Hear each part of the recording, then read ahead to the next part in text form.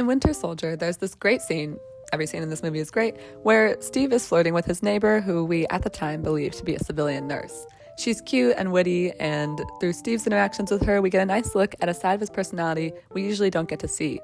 And then not 10 seconds later, we learn she's actually an undercover S.H.I.E.L.D. agent. Cut to Civil War, and she sticks her neck out to help Steve get to Siberia to stop the whole Zemo threat. And in a show of gratitude and continuation of their previous flirting, Steve kisses her.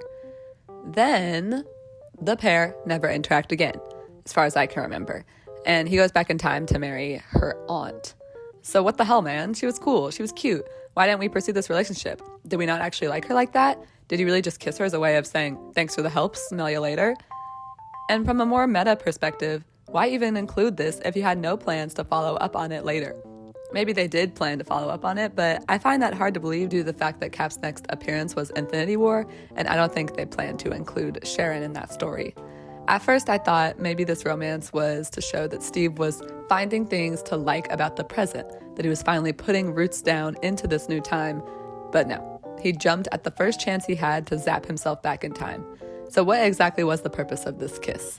If anything, it's very weird for Steve's characterization as well, because this combined with that one scene in the first Avenger just makes it seem like Steve will kiss any woman who looks his way, which doesn't really seem in character. I mean, so much for waiting for the right dance partner.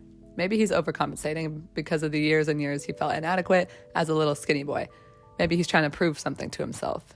Regardless, he goes through more women than any other MCU character I can think of. Even Tony Stark only has one on-screen fling before he settles down with Pepper. I don't think that's the characterization for Steve that the MCU was going for, but that's how it comes off. If anything, I really liked him and Black Widow as a couple. I thought they had a great dynamic. I mean, I'm a Stucky true threat at heart, but that was never a real option for a lot of reasons, so I'll take what I can get.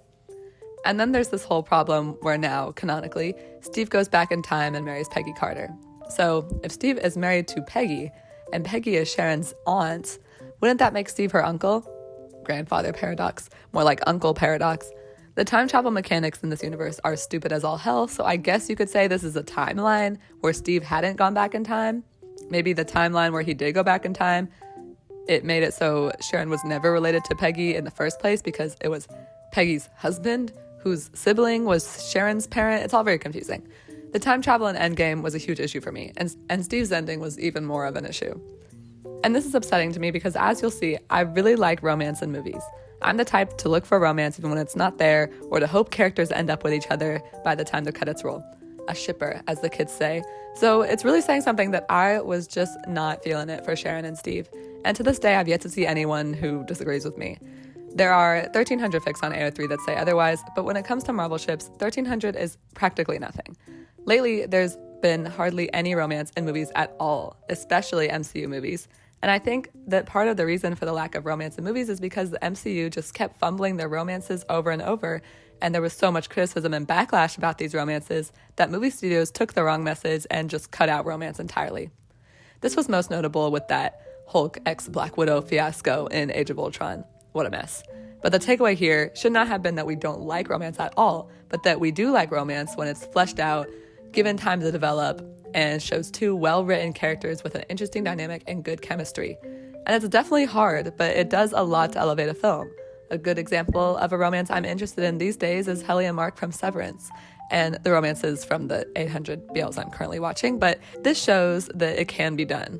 So to conclude, just because the MCU can't figure out romance doesn't mean that you can't. What do you think?